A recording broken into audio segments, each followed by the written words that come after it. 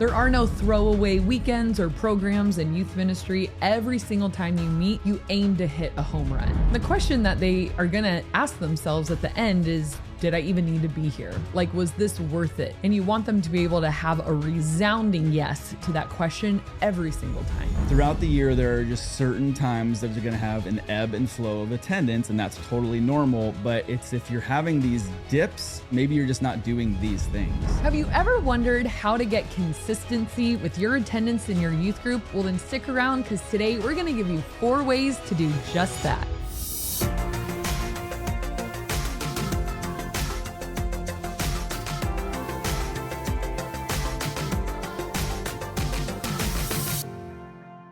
Welcome to the Ministry Coach Podcast, where we give you weekly tips and tactics to help you fast track the growth and health of your youth ministry. My name is Jeff Lascola, and this is Kristen Lascola, and today we are going to talk about how to achieve consistency with your students' attendance in your youth group.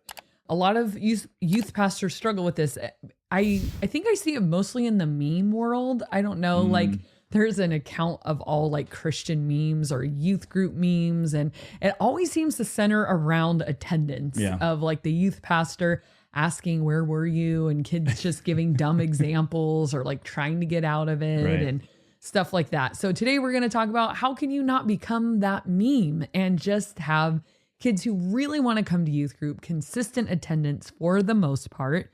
And it's funny that we bring this up because number 1 is be consistent yourself. And right before we recorded this episode, my friend Jed, hey Jed, he texted me. He said, do you guys meet the week of Thanksgiving?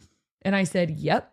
And that was all I said. He goes, thanks. I was just trying to prove a point. I'm like, to who? Like, who are you talking to? Himself. And he didn't reply, but I basically said, yeah, I mean, Thanksgiving, no offense, it's just Thanksgiving. It's like a meal. Just Thanksgiving. Yeah. I mean, we travel for Thanksgiving, but not everybody does. And so there's a lot of kids that are home and have been home all week. Have nothing to do. And they want to get out. And it's like you need the whole week for one dinner. Like you'll be fine. So question though. So your group meets on Tuesday, which gives a day of a buffer in between. Yes. Even if I were a Wednesday group, I would still do it. Halloween fell on a Tuesday last year and we still met. Well, no, not on an actual holiday. So yeah, like. Wait, what you met on what day? So Halloween was on a Tuesday last year and we still held youth group. And there were kids who showed up. Harvest Festival. Was it big? No, but there was still kids who wanted to come and we were there. Why not? So I only take the last 2 weeks of December off. The end of the year, give my leaders a break. Other than that, we are there. Camp, but you're still doing something. But anybody that I don't doesn't go to consider camp, that a week off. But yes, there is no youth group held. Yeah. So be consistent. Like if you want your students to be consistent with their attendance, sometimes, we cringe when we hear these youth group schedules that are like too confusing to understand. The 4th and 6th Thursday of every leap year or something. So here's what it is. Tuesday night, 6:30 to 8:30 at the church. Very simple. There is nothing to remember. You know where the church is. You know where we are every Tuesday, 6:30 to 8. No ifs, ands, or buts, unless it's the last 2 weeks of December. That's the only time. So I think sometimes these youth groups fail in their attendance because people can't keep up with the ever-changing schedule. Oh, well, this night is only for middle school and then this night is only for high school. But if it's this week, if there's 5 Tuesdays in the month, then you only are going to meet this. And it's like, it's even hard to remember when someone says like the first Friday of the month, we do whatever. Because I know when Friday is. I don't think about I don't usually know what month I'm even in. You know what I mean? It's like, It's hard. That's just the way I live. But it's hard to figure out like, wait, so was last Friday the last, or was this the first? Or I don't know. It's confusing to me. I'm sure I'm not the only one, but when there is, even if it's one day, sometimes it's hard to figure out, is this the first one or do we already have it? Because if it's like that first Friday, but we've already had like 6 days, it's like, wait, so was last Friday, did that count or not? In my head, at least, you it's lost confusing. me. I think I kind of know what you mean. Confused you. But I think you want to be in people's rhythm, Yeah. like this is what I do on Tuesdays. And you just want to be a part of their calendar, their everyday routine or their every week routine, and no variation. And people get frustrated too. I have so many times, I have this meeting that sometimes is this and sometimes it's that. And so many times I've shown up and nobody's there. And I'm like, was this one of the off weeks and I forgot or didn't get the memo? Right. And how did everyone else know? Or I haven't shown up. I'm like, no, we don't have it this time. And it's like, where are you? It's like, like things that are inconsistent are so hard to make a part of your routine. So don't be that youth group. And I think the temptation is like, well, we're not that big or people are busy. They should be busy with you. Like that should be what you should be have on their calendar. Yes, exactly. So for the most part, make it the same time and place. Again, there's room for special occasions and, we're all going here tonight or something like that. But by and large, it should be the same time, the same place, the same day of the week. Every week, all year. So be consistent yourself. Number 2, aim to hit a home run with your program every single time, whether it's a weekend, whether it's your midweek program. And by the way, youth group should have a place for everyone on the weekend and for students something midweek. So I know some churches just do like, oh, well, junior high doesn't meet on the weekend, but we have a little thing for them. Anytime the church doors are open for services, you will not capture visitors, new families, if you don't have something for their kids. They need something for everyone to go to. And I know some churches are like, no, we like keeping families together. I get that. And I get the reasons why. I just don't feel like that's a very realistic growth strategy.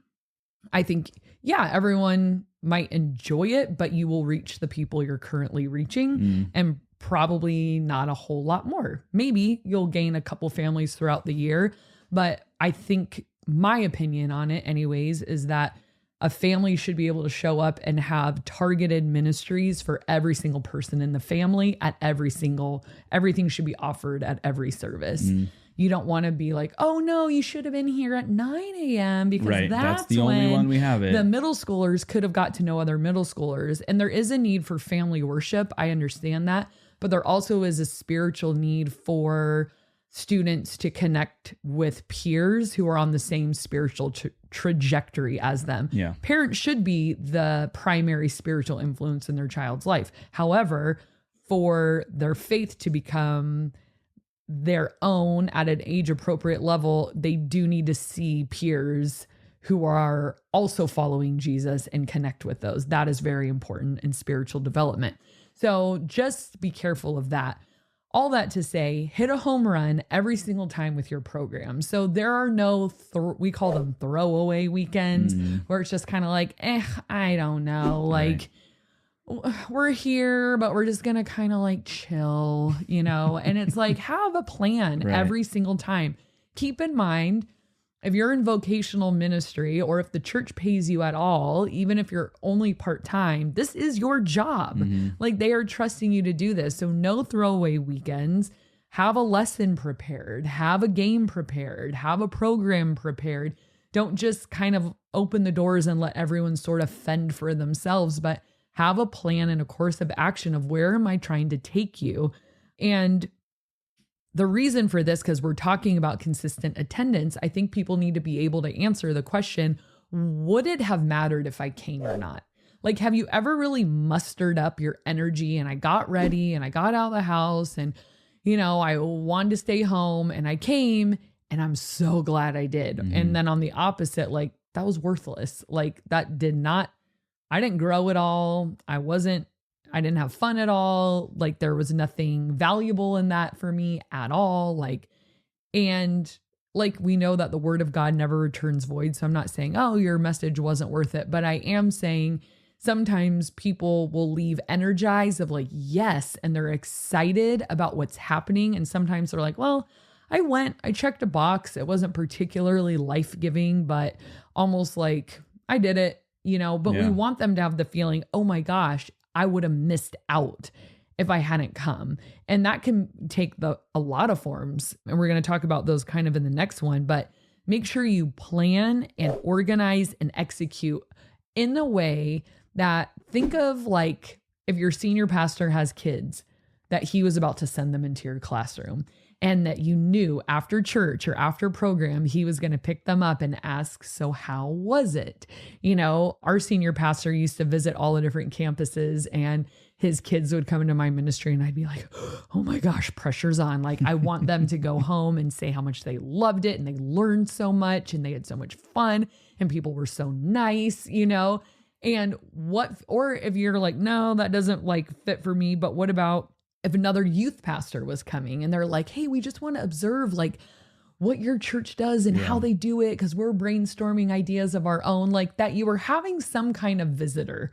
Or the parents of the students. Yeah, like if they were going to observe and stick around and, oh, we're just kind of checking out different youth groups, you know, plan as if you're having a high intensity visitor, you know, and what you would want them to leave thinking. Because I think sometimes we get used to our own family and our own people, you know, like how you might not clean your house for your own family, but if you have guests coming over, you're like, totally. Oh my gosh, mop painting the roses red. We're painting the roses red. Exactly. You know, and it's like that. If we take that mentality into every week of like, there could be that first time visitor, that could be the first time family. It could be someone who's not quite sure, but they're going to give it a shot. We want them to leave like, I never want to miss out on that.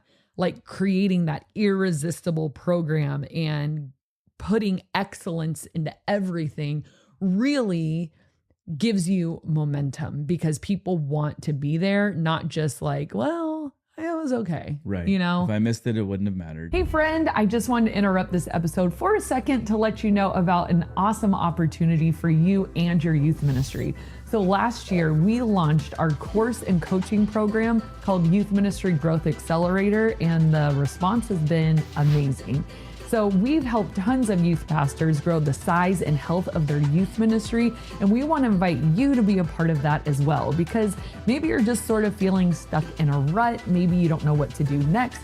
Maybe you just have a vague plan in your mind of what you're doing and you want some real help to get you from where you are to where you want to go. So if that sounds like something you've been looking for, go to growyouryouthministry.com and check it out for more details. All right, let's get back to the episode. Yeah, and we all know that feeling. And so the goal is really to have people arrange their life so that they can be there.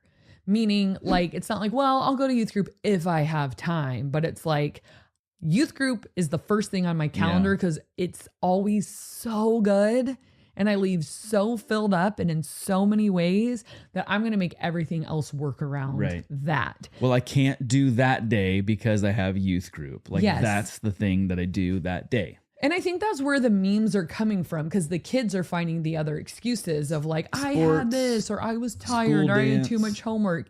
And we've created a program where kids their parents tell me this year after year after year, they go home, they rush to get their homework done because they know if they don't get their homework done, they're not going. Or they like really go back and forth with, do I want to join this baseball team? Because the practices are on Tuesday. And I think I've said before, I had a coach even switch his practices to Monday or Wednesday or something because so many kids were like, but now we can't go to chaos. And he's like, oh my gosh, like what? And so he had to switch it, because they were trying everything to make sure that it fit in their schedule, not like, oh, good, I have an excuse now. But that really points to the quality of what we're doing. If we're executing things with planning and excellence, then people will do everything they can to be there. And so, like, I've had youth pastors say, like, I don't know, like, it's hard, like our attendance has been dipping. And, you know, the question I really want to ask is a lot of number 3, are you delivering their needs each and every time? So what is your audience? You know, whether you work with children, junior hires / middle schoolers, high schoolers, young adults, you need to know your audience very well, and you need to know exactly what they need from a gathering. So you're going to have to put on your youth pastor hat majorly in this, because your desire for what you want them to want and what they actually want, we need to be honest. And I think you know what I mean.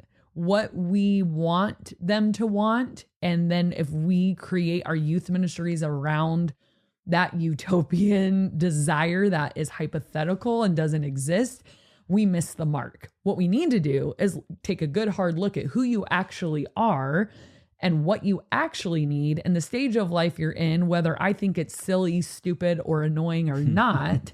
And I need to deliver that. Yeah. So for me, I know my audience very well. I do ministry for 6th, 7th, and 8th graders. What do they need? And all of this is going to be wrapped up in the truth of the gospel every single time. But I'm going to put it on a platter meant for them. So they need to have fun. That's a non-negotiable. We've talked about that before. If it's not fun, they're not going to come, no matter how earth-shaking our message and worship are, which, I mean, that's like a youth pastor's dream. We just want kids to crave that, you know? And they do. They really do want that stuff. However, they also need to have fun. And if it's not consistently fun, they're going to not have that like strong appetite of like, ooh, I'll do everything to get there. You know, they need excitement. It's got to be exciting for junior high, especially. It's got to be upbeat. It's got to have some energy, some spice, some fun, some action. You know, there's got to be some level of excitement going on there. And if you're not excited about youth group and your leaders aren't excited about youth group, it's gonna be very evident in the kids' attitudes as well.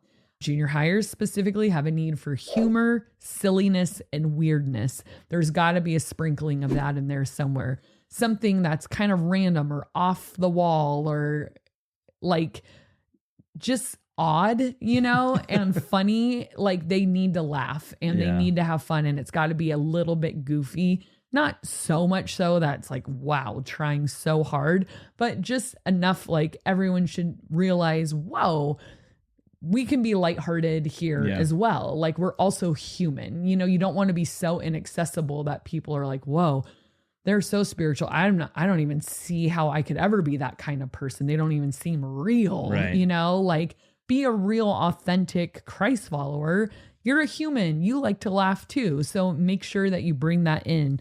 They have a deep, deep need also for Jesus. So make a big deal about Jesus. Show them exactly who Jesus is, what he did, what he is like, who he is, how much he loves them. They need some tangibility of like, Jesus is who he says he is, and they need that gospel truth.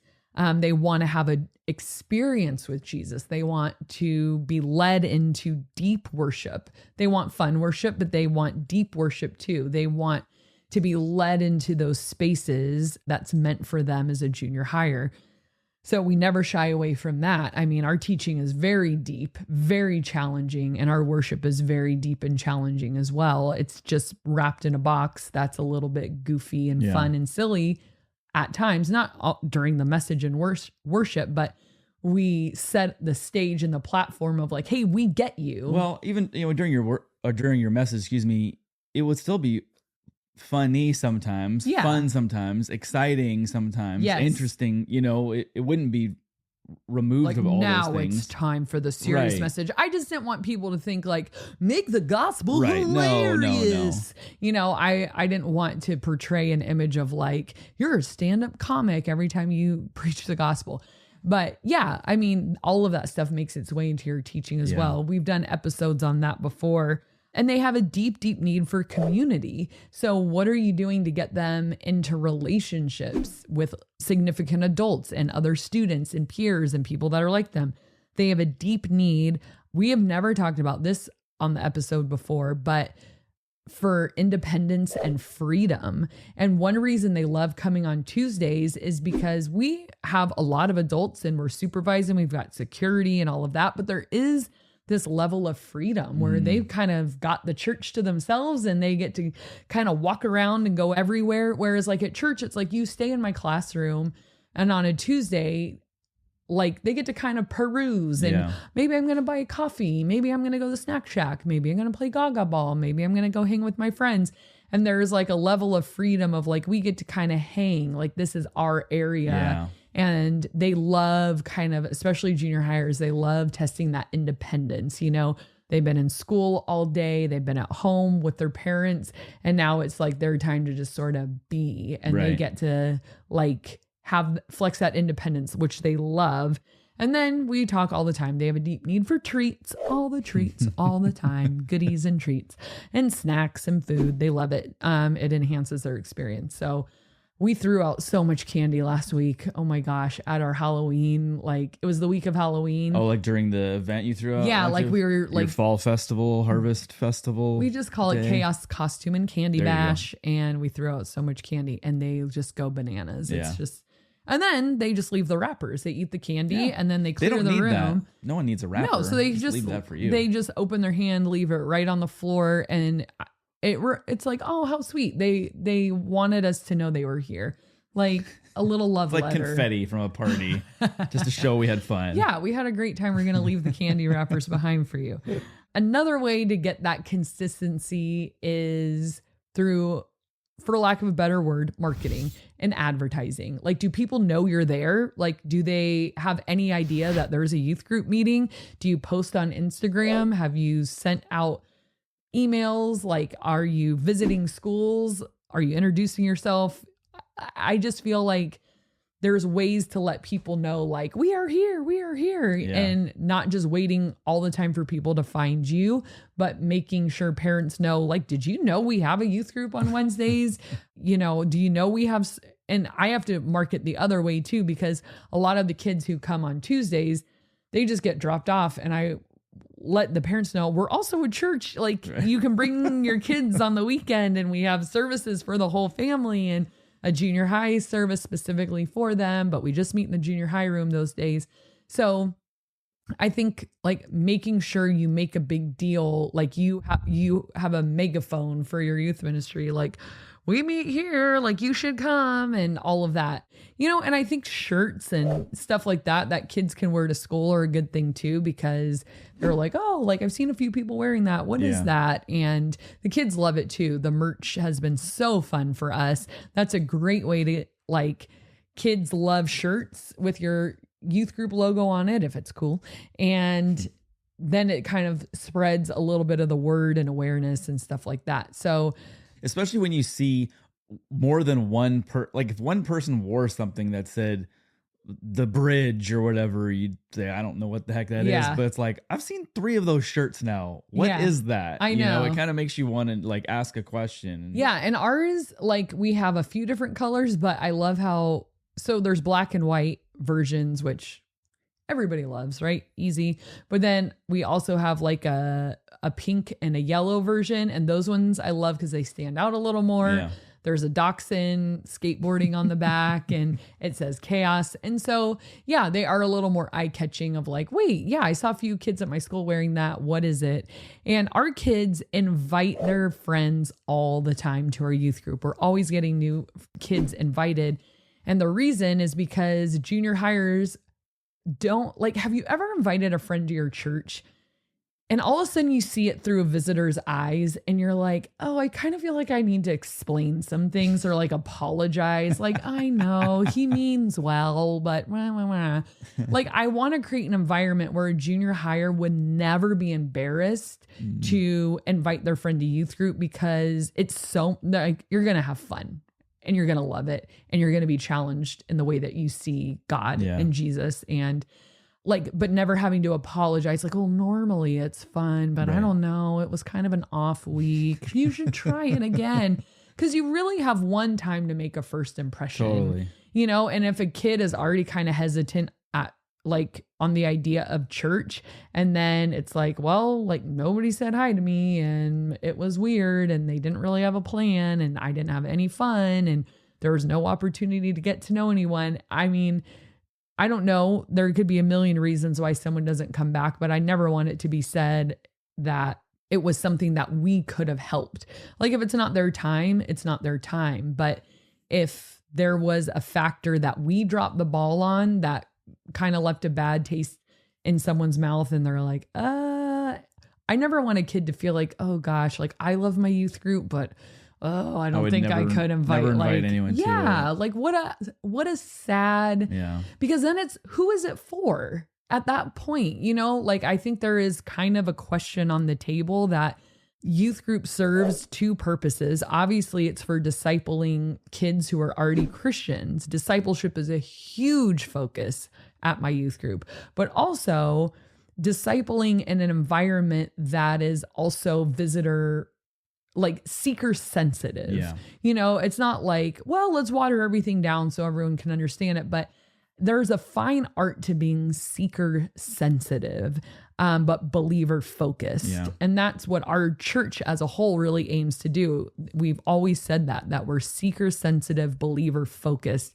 We're going to always disciple the believers, but we're going to keep in mind that in our midst, there's people that are very new at this. And we want to create environment that they feel comfortable in, because the gospel is already pretty uncomfortable, like when you're just coming in, right? You know? And so why would there be anything else that we like, well, and they were just flat out weirdos, you know? I just feel like we want to create environments that students are proud to invite their friends to, and that know, like, you might not understand all of this yet, but I promise you'll be loved, you'll be well taken care of, you'll have a good time, and you won't feel uncomfortable in the sense like that you're not one of us. Yeah, like it's not like a clique you're walking into. Yeah. There's a lot of weird insider language and things. It's like, I have no idea what's going on. I feel so out of it.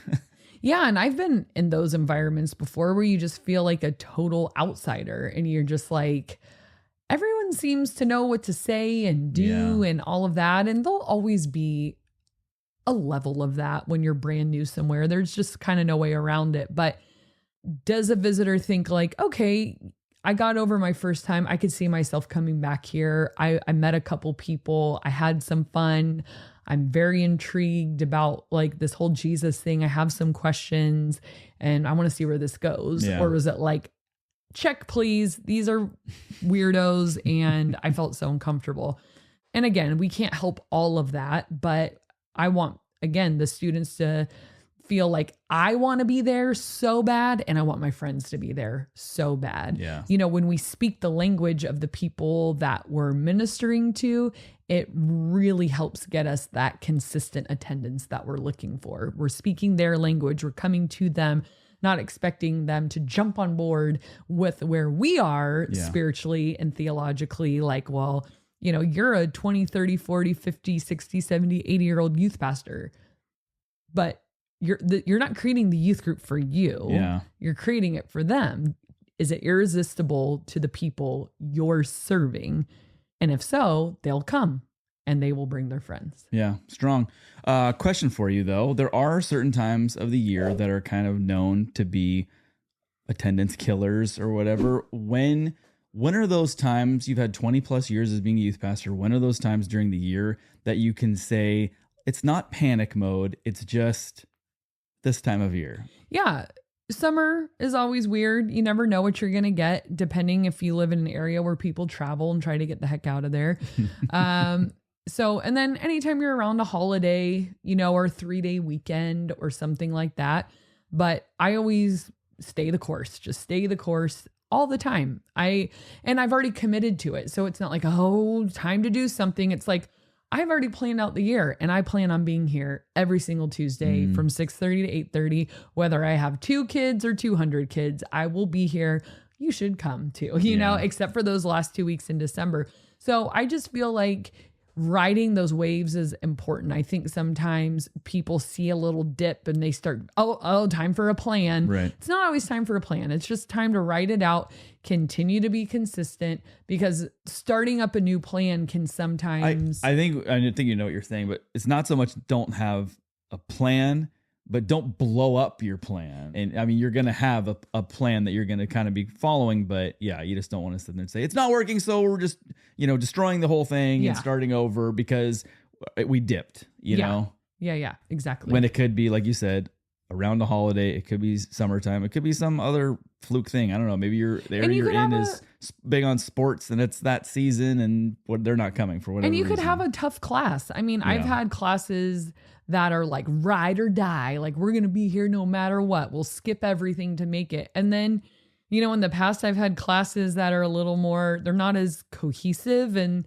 they're a little more flaky. And it could just be you're in the middle of a weird year. Like when you're in youth ministry long enough, I think you realize too, like every class kind of has its own flavor and that you just know what to expect from them. Right. So you could just be like, well, these 8th graders are kind of checked out.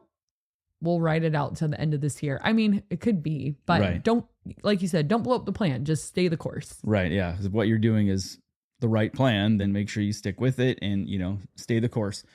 We were just talking about new people coming to your youth ministry, and maybe sometimes you think, is my youth ministry odd or weird or something like that? We did a whole episode kind of like mistakes that youth pastors or youth groups make that are kind of pushing away maybe first-time visitors. So make sure you guys check that out. We'll link it below. The question of the day today is, what is something that would ruin your coffee?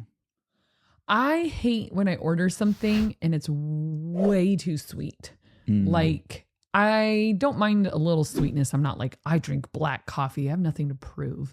But I also want to taste the coffee. And or if I'm having a matcha, I want to taste the matcha. I want to taste whatever it is. And sometimes, like, I've never had a coffee from Dutch Bros, but I hear it's like basically a milkshake, like so decadent. That is not my style. Like, I don't mind a sweet-ish one, but usually when I order stuff, I order it half sweet or no sweetener. Like, I would just want to taste, like, I order a lot of London Fogs. I just want to taste the tea. I want to taste a latte. I want to taste the coffee. So yeah, I hate when they, like, especially when you order a matcha and it's not matcha, it's a matcha mix. And it's like already mixed with 800 pounds of sugar. And you're like, I can't even taste the matcha. This is a green milkshake. It's a shamrock shake, for crying out loud. I hate that. I'm the opposite. I say if it's not sweet, it's not for me. Have you ever had sweet tea? Yeah, I love it. We're going to really make some enemies here on that one. But you are. I love it. You love sweet tea? Yeah. I've ordered iced tea when we go to Texas. I will not drink tea or coffee if it's not sweet. But they don't even ask me if I want sweet tea. They just give it to me. They assume you're a normal person. And I'm like, I'm like choking on sugar. No, it's how it should be. Oof. No, just black iced tea with a squeeze of lemon, and it really brightens that up. It's just delicious. I like my cream and sugar with a little bit of coffee in it. Put in the comment section below, what's one thing that would ruin your coffee? All right, this is the community comment of the day. This comes from our good friend Reginald Manyweather, who says, as a new viewer / mentee, the relevancy of your material is game-changing. I have viewed many podcasts and YouTube channels, but yours are by far the most rewarding. The content is potent and your delivery is astronomical. The way you two are able to tie real-life experiences into professional principles set you apart as leaders. Keep up the outstanding work. Reginald. That was the best review ever. It was so specific and very artfully put together, like quite a sonnet, if you will.